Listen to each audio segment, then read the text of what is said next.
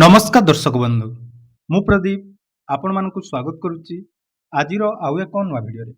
ତ ସିଏମ୍ କିଷାନ ଯୋଜନାର ଗତକାଲି ଯେଉଁ ଇନଷ୍ଟଲମେଣ୍ଟଟି ଆସିଛି ସେଥିରେ ଯେଉଁ ହିତାଧିକାରୀମାନଙ୍କର ପେମେଣ୍ଟ କ୍ରେଡିଟ୍ ହେଇନାହିଁ ସେମାନଙ୍କ ପାଇଁ ଏହି ଭିଡ଼ିଓଟି ଇମ୍ପୋର୍ଟାଣ୍ଟ ରହିଛି। କାରଣ ଦେଖନ୍ତୁ ଆଜି ବହୁତ ହିତାଧିକାରୀ ଟଙ୍କା ଯେଉଁଟାକି ଅପେକ୍ଷା କରି ରହିଛନ୍ତି ସେମାନଙ୍କ ମଧ୍ୟରୁ କିଛି ହିତାଧିକାରୀଙ୍କୁ ଆଜି ମଧ୍ୟ ପେମେଣ୍ଟ ଆସିଛି, କିନ୍ତୁ ମ୍ୟାକ୍ସିମମ୍ ହିତାଧିକାରୀ ଯେଉଁମାନେ ପୂର୍ବରୁ ଟଙ୍କା ପାଉଥିଲେ ସେମାନଙ୍କୁ ଏଥର ସିଏମ୍ କିଷାନ ଯୋଜନାର ଟଙ୍କା ମିଳିନାହିଁ। ଏହାର ଗୋଟିଏ ମାତ୍ର କାରଣ ରହିଛି, ଯେଉଁ କାରଣଟି ଆପଣମାନେ ପୂର୍ବରୁ କରିବାର ଥିଲା କିନ୍ତୁ ବର୍ତ୍ତମାନ ଯଦି ସେହି କାମ କରିନାହାନ୍ତି ତାହେଲେ ଆପଣମାନଙ୍କର ସିଏମ୍ କିଷାନ ଯୋଜନାରୁ ଯାହାକି ନାମଟି ପେଣ୍ଡିଂରେ ରହିଯାଇଛି ଏବଂ ଆପଣମାନଙ୍କୁ ଚଳିତ ବର୍ଷ ଅକ୍ଷୟ ତୃତୀୟାରେ ଯେଉଁ ପେମେଣ୍ଟଟି ମିଳିଲା ସେଥିରେ ଆପଣମାନେ ପାଇପାରିଲେ ନାହିଁ। ତେଣୁ ଆସନ୍ତୁ ଯେଉଁମାନେ ପୂର୍ବରୁ ଟଙ୍କା ପାଉଥିଲେ କ୍ଷୁଦ୍ର ନାମମାତ୍ର ଚାଷୀ ସେଇମାନଙ୍କ ପାଇଁ ଏ ଭିଡ଼ିଓଟି। ନୂଆ ହିତାଧିକାରୀମାନଙ୍କ ମଧ୍ୟରୁ ମ୍ୟାକ୍ସିମମ୍ ହିତାଧିକାରୀ ଟଙ୍କା ପାଇନାହାନ୍ତି, ତେଣୁ ସେମାନଙ୍କ ପାଇଁ ବର୍ତ୍ତମାନ ସୁଦ୍ଧା କୌଣସି ଅପଡେଟ୍ ଆସିନାହିଁ। ତେଣୁ ଯେଉଁମାନେ କମେଣ୍ଟ କରୁଛନ୍ତି ଯେ ଆମେ ନୂଆ ଆବେଦନ କରିଥିଲୁ କିନ୍ତୁ ଆମର ଷ୍ଟେଟ୍ ଲେବୁଲ୍ ପେଣ୍ଡିଂ ଥିଲା, କଲେକ୍ଟର ଲେବୁଲ୍ କ୍ଲିୟର ହେଇଥାଇ ମଧ୍ୟ ସିଏମ୍ କିଷାନ ଯୋଜନାର ଟଙ୍କା ପାଇନାହାନ୍ତି, ସେମାନଙ୍କର ବର୍ତ୍ତମାନ ସୁଦ୍ଧା କିଛି ବି ଅପଡେଟ୍ ନାହିଁ। ଆପଣମାନେ ଆଉ କିଛି ସମୟ ଅପେକ୍ଷା କରନ୍ତୁ।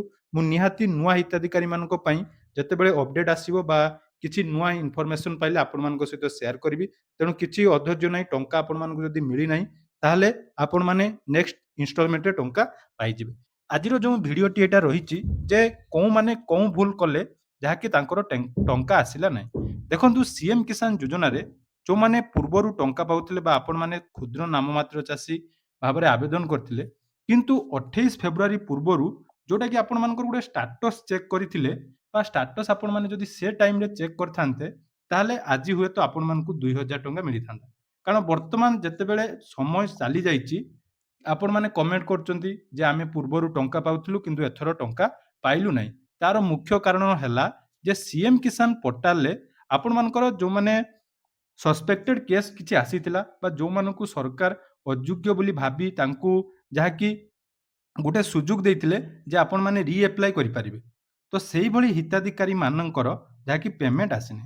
ତେଣୁ ସେ ସମୟରେ ଯଦି ଆପଣମାନେ ଷ୍ଟାଟସ୍ ଚେକ୍ କରିନାହାନ୍ତି ବା ଆଜି ଯଦି ଆପଣମାନଙ୍କର ଟଙ୍କା କ୍ରେଡିଟ୍ ହେଇନାହିଁ, ଥରେ ଆପଣମାନେ କ'ଣ କରିବେ ନା ସିଏମ୍ କିଷାନ ପୋର୍ଟାଲକୁ ଯାଇ ନିଜର ଆଧାର ନମ୍ବର ଏବଂ ଆପଣମାନଙ୍କର କ୍ୟାପଚା କୋଡ୍ ଦେଇ ଏଠି ନିଜର ଷ୍ଟାଟସ୍ ଚେକ୍ କରନ୍ତୁ। ତ ଷ୍ଟାଟସ୍ ଆପଣମାନେ ଚେକ୍ କରିଦେଉଛନ୍ତି। ଷ୍ଟାଟସ୍ ଚେକ୍ କଲା ପରେ ଦେଖନ୍ତୁ ଆପଣମାନେ ପ୍ରଥମେ ଏଇଟାକୁ ଦେଖି ଦେଉଛନ୍ତି ଏବଂ କହୁଛନ୍ତି ଆମର ଷ୍ଟେଟ୍ ଭେରିଫିକେସନ୍ କମ୍ପ୍ଲିଟ୍ ଅଛି, ସବୁ କିଛି ଠିକ୍ ଅଛି, କିନ୍ତୁ ଆମକୁ ଟଙ୍କା ମିଳୁନାହିଁ। କିନ୍ତୁ ଯଦି ଟିକେ ତଳକୁ ଆପଣମାନେ ସ୍କ୍ରଲ୍ କରିବେ ତାପରେ ଜାଣିପାରିବେ ଯେ ଆପଣମାନଙ୍କର ଟଙ୍କା ନ ଆସିବାର ମୁଖ୍ୟ କାରଣ କ'ଣ।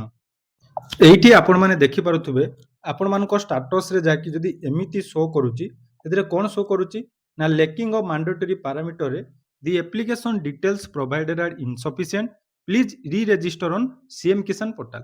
ଏହି ଷ୍ଟାଟସ୍ଟି ଯଦି ଆପଣମାନେ 28 ଫେବୃଆରୀରୁ ଚେକ୍ କରିଥାନ୍ତେ ବା ଆପଣମାନେ ଯେଉଁ ସିଏମ୍ କିଷାନ ଯୋଜନାର ଟଙ୍କା ପାଇବା ପୂର୍ବରୁ ଆପଣମାନଙ୍କୁ ବହୁତ ଜଣ ୟୁଟ୍ୟୁବର ଆପଣମାନେ ଦେଖିଥିବେ କହୁଥିବେ ଆପଣମାନେ KYC କରନ୍ତୁ, ଲ୍ୟାଣ୍ଡ ସିଡିଂ କରନ୍ତୁ ଏବଂ DBT ଆକ୍ଟିଭ କରନ୍ତୁ, ଟଙ୍କା ଆସିଯିବ। ଏଇଟା କେବଳ ୟୁଟ୍ୟୁବର ନୁହେଁ, ଆପଣମାନେ ମନ୍ତ୍ରୀଙ୍କର କାଲି ଯଦି ବାଇଟ୍ ଶୁଣିଥିବେ ସେ ସେଇ କଥା କହିଛନ୍ତି ଯେ ଆପଣମାନଙ୍କର DBT ଆକ୍ଟିଭ ନଥିବ ବା KYC କରିନଥିବେ। ଆକ୍ଚୁଆଲି ଏଇଟା DBT କିମ୍ବା KYC ନୁହେଁ, ଯେଉଁମାନଙ୍କର ଏହି ପ୍ରୋବ୍ଲେମଟି ଶୋ କରୁଥିଲା ସେମାନଙ୍କ ପାଇଁ ସରକାରଙ୍କ ତରଫରୁ ଗୋଟେ ଗାଇଡଲାଇନ୍ ରଖାଯାଇଥିଲା ଯେ ସିଏମ୍ କିଷାନ ପୋର୍ଟାଲରେ ଆପଣମାନଙ୍କର ନୂତନ ପଞ୍ଜୀକରଣ ବା ରି ରେଜିଷ୍ଟ୍ରେସନ ଆପଣମାନେ କରିବାର ଥିଲା। ତ ସେଇ ରି ରେଜିଷ୍ଟ୍ରେସନ କରିନାହାନ୍ତି ବୋଲି ଆପଣମାନଙ୍କର ଆଜି ଯାହାକି ସିଏମ୍ କିଷାନ ଯୋଜନାର ଟଙ୍କା ଆସିଲାନି। ଲାଷ୍ଟ ପେମେଣ୍ଟ ଗୁଡ଼ିକ ଦେଖନ୍ତୁ ସବୁ ପେମେଣ୍ଟ ଆସିଥିବ।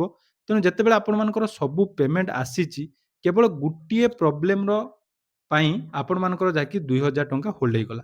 ତେଣୁ ବର୍ତ୍ତମାନ ଆପଣମାନେ କ'ଣ କରିବେ ଦେଖନ୍ତୁ, ମୁଁ ଆପଣମାନଙ୍କୁ ଲାଷ୍ଟ ପେମେଣ୍ଟ ମଧ୍ୟ ଦେଖିଦେଉଛି। ଏହି ହିତାଧିକାରୀଙ୍କର ଲାଷ୍ଟ ପେମେଣ୍ଟ ଦେଖନ୍ତୁ, ତାଙ୍କର ଆସିଛି 28 ଅଗଷ୍ଟରେ ଯେଉଁଟାକି 2025 ମସିହାରେ ଆସିଥିଲା। ତେଣୁ ଏହିସବୁ ପ୍ରୋବ୍ଲେମ୍ ସର୍ଟ ଆଉଟ୍ ଆପଣମାନେ କେମିତି କରିବେ?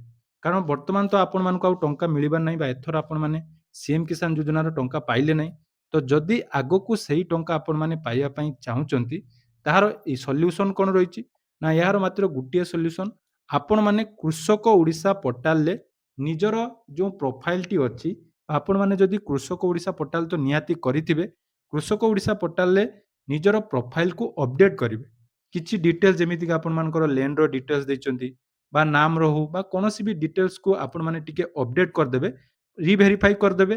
ଅପଡେଟ୍ କଲା ପରେ ଆପଣମାନଙ୍କର ଦେଖିବେ ସିଏମ୍ କିଷାନର ନୂତନ ପଞ୍ଜୀକରଣରେ ଆପଣମାନଙ୍କର ନାଁଟି ଶୋ କରିବ। ପୁଣି ଥରେ ମନେ ରଖନ୍ତୁ, ମୁଁ ଆପଣମାନଙ୍କୁ ଆଉ ଥରେ କହିଦେଉଛି।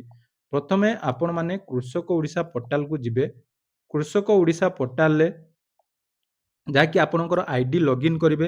ଆଇଡି ଲଗ୍ଇନ୍ କଲା ପରେ ସେଠି ଆପଣମାନେ ଯେଉଁ ଯେଉଁ ଡାଟା ଦେଇଛନ୍ତି ସେଇ ଡାଟାକୁ ପୁଣି ଥରେ ଆପଣମାନେ କ'ଣ କରିଦେବେ ନା ରିଭେରିଫାଇ କରିଦେବେ। ତ ରିଭେରିଫାଇ କରିସାରିଲା ପରେ ଯଦି ସବୁ କିଛି ରିଭେରିଫାଇ କରି ଆଉ ଥରେ ସବମିଟ୍ କରିଦେବେ। ସବମିଟ୍ କଲା ପରେ ଯେଉଁ କୃଷକ ଓଡ଼ିଶା ଆଇଡି ଆପଣମାନଙ୍କର ଆକ୍ଟିଭ୍ ହେବ, ତାକୁ ନେଇ ଆପଣମାନେ ସିଏମ୍ କିଷାନ ପୋର୍ଟାଲରେ ଚାଷୀ ପଞ୍ଜୀକରଣ ଅପସନ୍‌କୁ ଯାଇ ପୁଣି ଥରେ ରି-ରେଜିଷ୍ଟ୍ରେସନ କରିବେ। ମନେ ରଖନ୍ତୁ, ଏଇ ଇନଫର୍ମେସନ୍‌ଟି ଯଦି 28 ଫେବୃଆରୀ ପୂର୍ବରୁ ଆପଣମାନେ ଆମ ଚ୍ୟାନେଲ୍ ସହିତ ଥାନ୍ତେ ବା ଆମକୁ ସବସ୍କ୍ରାଇବ୍ କରି ରଖିଥାନ୍ତେ, ଟେଲିଗ୍ରାମ ଚ୍ୟାନେଲ୍‌ରେ ଥାନ୍ତେ, ତାହେଲେ ବାରମ୍ବାର ଏହି ଅପଡେଟ୍‌ଟି ମୁଁ ଆପଣମାନଙ୍କ ସହିତ ସେୟାର କରିଛି। ତେଣୁ ଯେଉଁମାନେ ସେ ସମୟରେ କରିଥିଲେ ସେମାନଙ୍କର ଟଙ୍କା ଆସୁଛି। ବହୁତ ସାରା ମେସେଜ ମଧ୍ୟ ଆମର ଟେଲିଗ୍ରାମରେ ସବସ୍କ୍ରାଇବର ଭାଇମାନେ ଦେଉଛନ୍ତି, ପର୍ସନାଲ ମେସେଜ ମଧ୍ୟ କରୁଛନ୍ତି। ତେଣୁ ଗୋଟିଏ ପ୍ରୋବ୍ଲେମ୍ ପାଇଁ ବା ଗୋଟିଏ ପ୍ରୋବ୍ଲେମ୍‌ର ଯଦି ସଲ୍ୟୁସନ୍ ଆପଣମାନଙ୍କ ପାଖରେ ସେତେବେଳେ ଥାନ୍ତା, ତ ଆପଣମାନେ ଟଙ୍କା ପାଇପାରିଥାନ୍ତେ। ତେଣୁ ବର୍ତ୍ତମାନ ଯେହେତୁ ଆଉ ଟାଇମ୍ ନାହିଁ, ତେଣୁ ଆପଣମାନେ ନେକ୍ସଟ ଇନଷ୍ଟଲମେଣ୍ଟ ପାଇବା ପାଇଁ ଏହିସବୁ କାମ କରନ୍ତୁ, ଯେଉଁଟାକି କୃଷକ ଓଡ଼ିଶା ପୋର୍ଟାଲ ରି-ରେଜିଷ୍ଟ୍ରେସନ ବା ରିସବମିଟ୍ କରନ୍ତୁ। ତାପରେ ପୁଣି ଥରେ ସିଏମ୍ କିଷାନରେ ଆବେଦନ କରନ୍ତୁ, ଯାହାଦ୍ୱାରା କି ପରବର୍ତ୍ତୀ ଇନଷ୍ଟଲମେଣ୍ଟର ଟଙ୍କା ଆପଣମାନେ ପାଇପାରିବେ। ଏବଂ ଦେଖିବେ କିଛି ଦିନ ଭିତରେ ଯଦି ଡିବିଟି ରିଲେଟେଡ୍ କିଛି ପ୍ରୋବ୍ଲେମ୍ ଥିବ, ଟଙ୍କା ଆସିନଥିବ, ସେମାନଙ୍କର ଟଙ୍କା ଯାହାକି କ୍ରେଡିଟ୍ ହେବ। ଆଉ ନୂଆ ହିତାଧିକାରୀଙ୍କ ପାଇଁ କିଛି ବି ଅପଡେଟ୍ ବର୍ତ୍ତମାନ ସୁଦ୍ଧା ନାହିଁ, କାରଣ ବହୁତ ଜଣ ନୂଆ ହିତାଧିକାରୀଙ୍କର ଯାହାକି ଟଙ୍କା ଆସିଛି କେବଳ ଲେଣ୍ଡଲେସ୍, ଯେଉଁମାନେ LAH ବା ଲେଣ୍ଡଲେସ୍ ହାଉସ୍ ଆମର ଫ୍ୟାମିଲିରୁ ବିଲଙ୍ଗସ୍ କରିଛନ୍ତି, ଜବ୍ କାର୍ଡ଼ ଦେଇ ଆପଣମାନଙ୍କ ରେଜିଷ୍ଟ୍ରେସନ କରିଥିଲେ, ସେମାନଙ୍କ ମଧ୍ୟରୁ ବହୁତ ଜଣଙ୍କୁ 5,000 ଟଙ୍କା ଆସିଛି ଏବଂ ତାଙ୍କର ଯାହାକି ଷ୍ଟେଟ୍ ଲେବୁଲ୍ ପେଣ୍ଡିଂ ଥିଲେ ମଧ୍ୟ ଟଙ୍କା ଆସିଛି। କିନ୍ତୁ ନୂଆ ହିତାଧିକାରୀଙ୍କ ମଧ୍ୟରୁ କାହାର ବି ପେଣ୍ଡିଂ ଟଙ୍କା ଆସିନାହିଁ ଏବଂ ଏଥର ମଧ୍ୟ ସେମାନଙ୍କର ଯଦି ଆଜି ସୁଦ୍ଧା ନ ଆସିଲା ତାହେଲେ ଆସିବ ନାହିଁ। ଏବଂ ଆସନ୍ତା ଇନଷ୍ଟଲମେଣ୍ଟ ଯେଉଁଟାକି ଆପଣମାନଙ୍କୁ ନୂଆଖାଇ ଅବସରରେ ମିଳିବା ପାଇଁ ଯାଉଛି, ସେହି ଅବସରରେ ନୂଆ ହିତାଧିକାରୀଙ୍କୁ ହୁଏତ ସରକାରଙ୍କ ତରଫରୁ ଭେରିଫାଇ କରାଯାଇ ଟଙ୍କା ପ୍ରଦାନ କରାଯିବ। ତେଣୁ ୟାକୁ ନେଇ ଆପଣମାନଙ୍କର ଯାହା ଯାହା ଡାଉଟ୍ ଥିଲା, ଆଶା କରୁଛି ଭିଡ଼ିଓ ମାଧ୍ୟମରେ ସବୁ ଡାଉଟ୍ କ୍ଲିୟର ହୋଇପାରିଛି। ତେଣୁ ଯଦି ଆପଣମାନେ ବର୍ତ୍ତମାନ ସୁଦ୍ଧା ଆମ ଚ୍ୟାନେଲକୁ ସବସ୍କ୍ରାଇବ୍ କରିନାହାନ୍ତି, ଚ୍ୟାନେଲକୁ ସବସ୍କ୍ରାଇବ୍ କରିଦିଅନ୍ତୁ।